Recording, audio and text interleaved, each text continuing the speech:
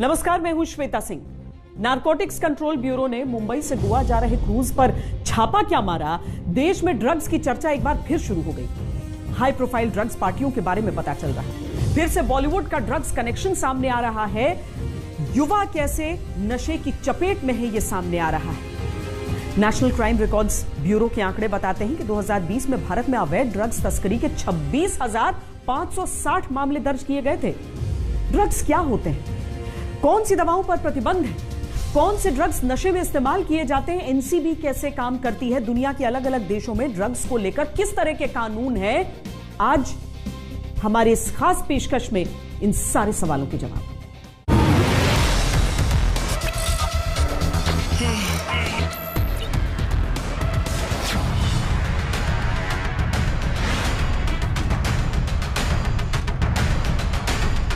सफेद मौत का काला कारोबार एक बार फिर से सुर्खियों में है।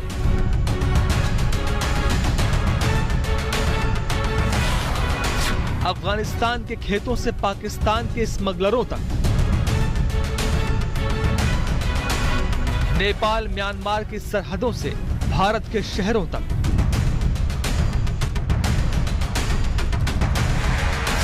अफीम की पैदावार से गांजे की अवैध खेती तक, चरस के नशे से हेरोइन की लत तक, एक्सटेसी के हाई से एमडीएमए की आदत तक, कोकेन से मॉर्फिन तक, स्मैक से हशीश तक, नशे के सौदागरों से नशे की आदी तक, नौजवान रगों में खून नहीं, ड्रग्स दौड़ रहा है। इस बीच सेशंस कोर्ट ने आर्यन खान की जमानत याचिका पर लंबी सुनवाई के बाद फैसला सुरक्षित रख लिया। एनसीबी ने आर्यन खान समेत अन्य आरोपियों को 2 अक्टूबर को पूछताछ के बाद गिरफ्तार कर लिया था। इस समय Aryan Khan Arthur Road jail में है। 20 अक्टूबर तक आर्यन को बाकी कैदियों के साथ जेल में ही रहना पड़ेगा। जेल में बाकी कैदियों की ही तरह आर्यन खान को भी एक नंबर दिया गया है। उनका कैदी नंबर है N956। शाहरुख खान और गौरी खान ने जेल में अपने बेटे आर्यन से वीडियो कॉल पर लंबी बातचीत की है। आर्यन को जेल की कैंटीन से खाने पीने के लिए 4500 रुपए मनी ऑर्डर भी किए हैं। किसी भी कैदी को 1 महीने में 4500 रुपए ही मनी ऑर्डर किए जा सकते हैं। शाहरुख खान ने आर्यन को जेल से बाहर निकालने के लिए 2 वकीलों की मदद ली। पहले सीनियर वकील सतीश मानशिंदे आर्यन के केस को देख रहे थे, एनसीबी से जद्दोजहद कर रहे थे। उसके बाद शाहरुख खान ने एक और सीनियर वकील अमित देसाई को भी हायर कर लिया। अमित देसाई वही वकील हैं जिन्होंने 2002 में हिट एंड रन केस में सलमान खान को न सिर्फ जमानत दिलवाई बल्कि कोर्ट से बरी भी करवाया था। लेकिन फिलहाल आर्यन की जमानत पर कोर्ट ने फैसला सुरक्षित रखा है। आर्यन को एनसीबी ने गोवा जा रहे क्रूज से 2 अक्टूबर को हिरासत में लिया था। उसके बाद 3 अक्टूबर को आर्यन खान को एनसीबी ने ड्रग्स केस में कोर्ट में पेश किया, जहां से उन्हें 1 दिन की एनसीबी रिमांड पर भेज दिया गया। 4 अक्टूबर को सतीश मानशिंदे ने आर्यन की जमानत के लिए जोर लगाया, लेकिन वो जमानत नहीं दिला पाए और आर्यन खान की रिमांड 3 दिन और बढ़ा दी गई। 7 अक्टूबर को आर्यन खान तीसरी बार कोर्ट में पेश हुए, जिसके बाद उन्हें 14 दिन के लिए जेल भेज दिया गया। 8 अक्टूबर को मजिस्ट्रेट कोर्ट में फिर से आर्यन को जमानत दिलवाने की कोशिश हुई। सतीश मानशिंदे ने आर्यन की तरफ से पैरवी की, लेकिन एनसीबी ने आर्यन खान की जमानत नहीं होने दी। 11 अक्टूबर को सेशंस कोर्ट में आर्यन खान की जमानत की अर्जी डाली गई, लेकिन सुनवाई नहीं हो पाई। 13 अक्टूबर को अमित देसाई और सतीश मानशिंदे ने कोर्ट में जिरह की, लंबी बहस की, लेकिन एनसीबी की तरफ से एडिशनल सॉलिसिटर ने आर्यन खान की जमानत नहीं होने दी और अदालत ने आर्यन खान पर फैसला 20 अक्टूबर के लिए सुरक्षित रख लिया।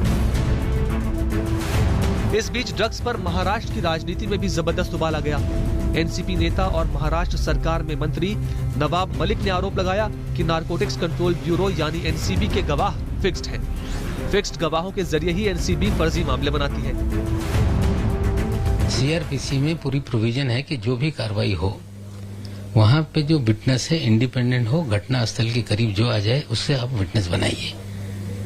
एनसीबी पे हमने आज सवाल खड़ा किया है कि फ्लेचर पटेल नाम का व्यक्ति, इसके समीर वानखेड़े जी के क्या पारिवारिक रिश्ते हैं। एक तस्वीर सोशल मीडिया पे उन्होंने डाली है जिसमें एक महिला के साथ वो क्लेम कर रहे हैं कि my sister lady don Wankhede. तो ये लेडी डॉन वानखेड़े कौन है, ये सवाल हमने पूछा है। लेकिन सबसे बड़ा सवाल ये है, क्या फ्लेचर पटेल आपकी सारी जब रेड होती है तो ये कैसे वहां पे पहुंच जाते हैं? उम्मीद करते हैं कि एनसीबी 2 प्रेस कॉन्फ्रेंस के बाद उन्होंने प्रेस कॉन्फ्रेंस लेके खुलासा किया। आज फ्लेचर पटेल को लेके भी एनसीबी प्रेस कॉन्फ्रेंस करे, बताए ये कौन व्यक्ति है, समीर वानखेड़े के इनके पारिवारिक क्या रिश्ते हैं, लेडी डॉन लिखकर वानखेड़े इस तरह का उन्होंने क्यों सोशल मीडिया में चीजें डाल रखी है। ये सारे सवाल हैं। ये दिखाते हैं कि जिस तरह से एनसीबी जो भी काम कर रही है इस शहर में, कहीं ना कहीं फिक्शन है, तय करके कुछ लोगों को फंसाया जाता है और उसमें उनके ही अपने पारिवारिक संबंध जिनके होते हैं वही पंच बनाए जाते हैं। उधर उद्धव ठाकरे ने भी आरोप लगाया कि ड्रग्स के बहाने महाराष्ट्र को बदनाम करने की साजिश की जा रही है। उन्होंने कहा कि सेलिब्रिटी को परेशान करके शोहरत पाने की कोशिश हो रही है। काय नाहीये की आपले पोलीस काहीच करत नाही आणि तिकडने जी काही इकडे पाठवतात तेच करतात। तुम्ही इकडे चिमूटभर गांजा तुम्ही म्हणजे ते हुंगत असताना माझ्या पोलिसांनी 150 कोटी रुपयाची ड्रग्स मुंबईत जप्त केलेली आहेत। 150 कोटी। तुम्ही चिमूटभर गांजा हुंगताय, हुंगा कुठे हुंगायचे तिकडे तुम्हाला हुंगा। पण हे माझे पोलीस, माझ्या महाराष्ट्राचे पोलीस, काय यांचं शौर्य कमी आहे? काय सगळेच माफिया झालेत? एनसीबी के बारे में जब वो बोलते और ड्रग्स के ऊपर बोलते तो मैं सवाल पूछना चाहता हूं। आज ड्रग्स एक ऐसा कैंसर है जो हमारे युवाओं को एक प्रकार से ग्रसित कर रहा है। आप ड्रग्स बेचने वालों के साइड से हो, ड्रग्स कंज्यूम करने वाले साइड से हो, या ड्रग्स को जो लोग नष्ट करना चाहते हैं उसके साइड से हो, इसका फैसला एक बार वो कर ले। लेकिन इन सब के बीच ड्रग्स और युवाओं को लेकर बड़े और अहम सवाल सामने आ गए हैं। हिंदुस्तान के युवा ड्रग्स के आदी क्यों हो रहे हैं? भारत में ड्रग्स की सप्लाई कहां से हो रही है? नशे का कारोबार खत्म होने का नाम क्यों नहीं ले रहा? आखिर नशे की लत लगती कैसे है?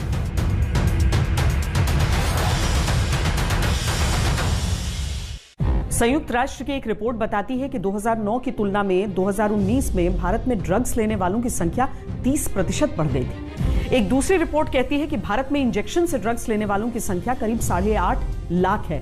कैसे फैल रहा है भारत में के युवाओं में नशे का कारोबार, देखते हैं।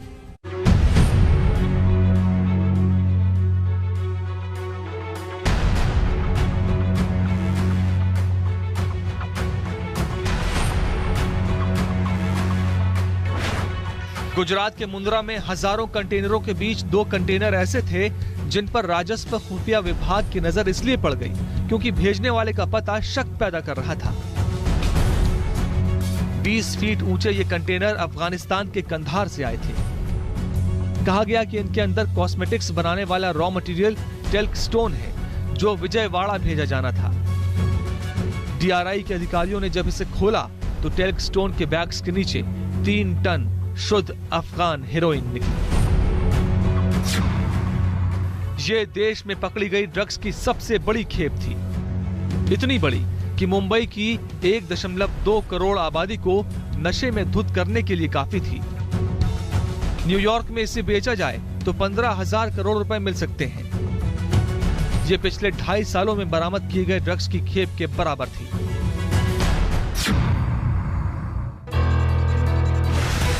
हेरोइन के सफर की शुरुआत होती है अफगानिस्तान से। अफगानिस्तान, पाकिस्तान और ईरान, जिनको ड्रग कंट्रोल एजेंसियां गोल्डन क्रीसेंट के नाम से जानती हैं, दुनिया में बनाई जाने वाली 83% अफीम का उत्पादन और वितरण इन्हीं देशों से होता है। नेटवर्क के जहां तक सवाल है, नेटवर्क में भी लोकलाइज, नेटवर्क में भी यानी सिटी बेसिस, नेटवर्क में भी यानी state basis, even international network से, ये तो एक कॉमन शेयर्ड प्रॉब्लम है। All the world over every country is facing this problem. तो नेटवर्क की जहां तक बात है, बड़े लेवल में हम अगर ये करें तो नेटवर्क में आप कोकेन अगर आप बात कर रहे हैं, कोकेन का प्रोडक्शन सेंटर है साउथ अमेरिका में, लेकिन आपको दुनिया के हर किसी कंट्री में कोकेन का यूज मिलेगा। जहां तक ओपियम और हीरोइन वगैरह की बातें हैं, वहां आपको आप जानते हैं कि दुनिया का 85 से 90% जो है इंडिया के ऊपर ही बन रहे हैं, चाहे वो इंडिया के साउथ ईस्ट में हो, इंडिया के नॉर्थ ईस्ट में हो, या मैक्सिमो में हो, या मेक्सिको में हो। ये सब मेजर सेंटर्स हैं, लेकिन आपको दुनिया के हर कोने में एडिक्शंस मिलेंगे। सबसे पहले अफीम के पौधों के बल्ब से चिपचिपे पदार्थ को खुरच लिया जाता है, जिसको लैब में रिफाइन करके पहले अफीम बनाते हैं और फिर इसको प्रोसेस करके पाउडर की शक्ल में हेरोइन बनाया जाता है। इस पाउडर को पैक करके यूरोप, मध्य एशिया और दक्षिणी एशिया के देशों में सप्लाई किया जाता है, जहां दुनिया भर के करीब 57.8 मिलियन लोग इसका नशा करते हैं। दिलचस्प बात यह है कि जब यह हेरोइन अफगानिस्तान से निकलती है तो इसकी कीमत होती है सिर्फ 10,000 रुपए किलो, लेकिन मुंबई आते आते इसकी कीमत हो जाती है 50 लाख रुपए प्रति किलो।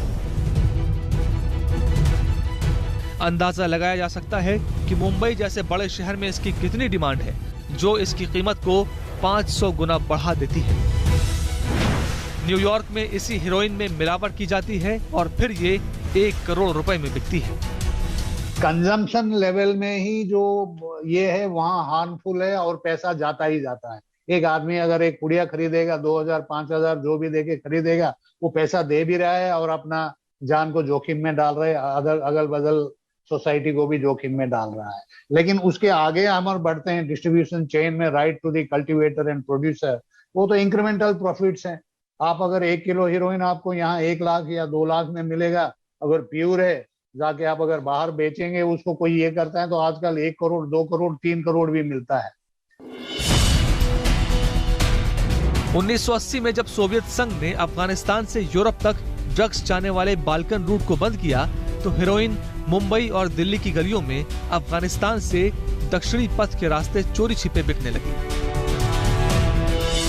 हालांकि हेरोइन में काफी मिलावट की जाती थी और ये ब्राउन शुगर या स्मैक के रूप में बिकती थी। नारकोटिक्स कंट्रोल ब्यूरो के मुताबिक अफीम की स्मगलिंग भारत पाकिस्तान अंतर्राष्ट्रीय बॉर्डर से होती है, जबकि गांजा भारत नेपाल बॉर्डर से स्मगल किया जाता है और एटीएस और एमडी जैसे ड्रग भारत में म्यांमार के रास्ते से आते हैं। हम इसको कहते हैं ट्रांसनेशनल ऑर्गेनाइज्ड क्राइम। तो ये नेटवर्क आप इसी से अंदाजा लगा सकते हैं कि ये पूरी वर्ल्ड में इसकी नेटवर्क है। लेकिन जब आप टारगेटिंग की बात करते हैं, टारगेटिंग के लिए वो लोकलाइज्ड हो जाता है कि अगर दिल्ली की बात करते हैं तो दिल्ली में कोई सिंडिकेट होंगे जिनको वो सोर्स कर रहे होंगे, चाहे वो अफगानिस्तान में हो, चाहे वो नॉर्थ ईस्ट से आ रहा हो। ये तो सिचुएशनल आपको देखना पड़ेगा कि कहाँ आपका टारगेटिंग होता है या कहाँ आपका डी एडिक्शन प्रोग्राम्स चल रहे हैं। ये basically it is a ubiquitous problem. NCB के मुताबिक भारत में 30,000 करोड़ रुपए का नशे का कारोबार होता है। स्मगलिंग के अलावा भारत में नशे का कारोबार सीधे उपभोक्ता तक डार्क वेब के जरिए भी किया जाता है। डार्क वेब इंटरनेट के उस हिस्से को कहा जाता है जिसे सर्च इंजन द्वारा इंडेक्स नहीं किया गया होता, यानी ये ऐसी वेबसाइट्स होती हैं जो आम लोगों को दिखाई नहीं पड़ती हैं। इनके लिए खास तरह के सॉफ्टवेयर या ऑथराइजेशन की जरूरत होती है। आसान शब्दों में समझें तो ये ड्रग सप्लायर और कंज्यूमर के बीच की कोड लैंग्वेज होती है। यूएनओडीसी के मुताबिक डार्क नेट पर अकेले भारत से 1,000 ड्रग लिस्टिंग्स पब्लिश की गई थी। आजकल तो इंटरनेट और ये सारे डार्क नेट, ये वो सारे कुरियर सर्विस, मेल सर्विस, ये आने के बाद तो ये जो एनोनिमाइजेशन है कि जो भी करना चाहता है ये एनोनिमिटी एक एश्योर्ड हो जाता है, तो इन्वेस्टिगेशन बहुत ज्यादा तह तक पहुंच नहीं पाता। कहते हैं कि ड्रग्स की लत इतनी बुरी होती है कि ये मिल जाए तो भी जान जाने का खतरा होता है, न मिले तब भी। नेशनल क्राइम रिकॉर्ड ब्यूरो के अनुसार 2019 में हर दिन 21 लोगों की जान ड्रग्स ने ली। इनमें से कई लोगों ने तो आत्महत्या की थी।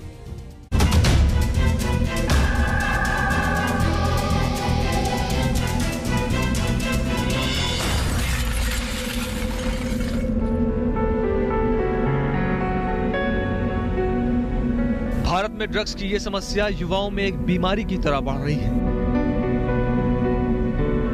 जिसका इलाज आसान नहीं है। किस तेजी से भारत में ये पैर पसार रहा है, इसको समझिए। 2019 में भारत में 3,572 किलो हशीश पकड़ी गई, 3,42,045 किलो गांजा पकड़ा गया, 2,85,506 किलो सूखा पोस्त, 3,220 किलो हेरोइन, 4,448 किलो अफीम पकड़ी गई। सिर्फ एक साल बाद यानी 2020 में यह आंकड़ा किस कदर बढ़ गया, ये देखिए। 2020 में 6,615 किलो हशीश, 5,60,031 किलो गांजा, 3,83,853 किलो सूखा पोस्त, 3,835 किलो हेरोइन और 5,204 किलो अफीम भारत में पकड़ी गई। 2021 में अब तक 2,123 किलो हशीश, 3,88,207 किलो गांजा, 4,47,148 किलो सूखा पोस्त, 3,086 किलो हेरोइन और 2,976 किलो अफीम पकड़ी गई। ये लोग ऑपरेट करते हैं कटआउट्स लेके कि एक स्टेज अगर कोई ऑपरेशन कर रहा है तो दूसरा स्टेज अपना सेफ्टी और सिक्योरिटी और सीक्रेसी मान के चलता है, सो दैट एक स्टेज पकड़ा गया तो दूसरे स्टेज तक आप पहुंच नहीं पाएंगे। एनसीआरबी के मुताबिक 2019 में हर दिन 21 लोगों की जान ड्रग्स ने ली। 2019 में ड्रग्स की वजह से 7,860 लोगों ने खुदकुशी की। 2018 में 7,193 लोगों ने आत्महत्या कर ली। 2017 में 6,705, 2016 में 5,199 और 2015 में 3,670 लोगों ने ड्रग्स की वजह से जान दे दी।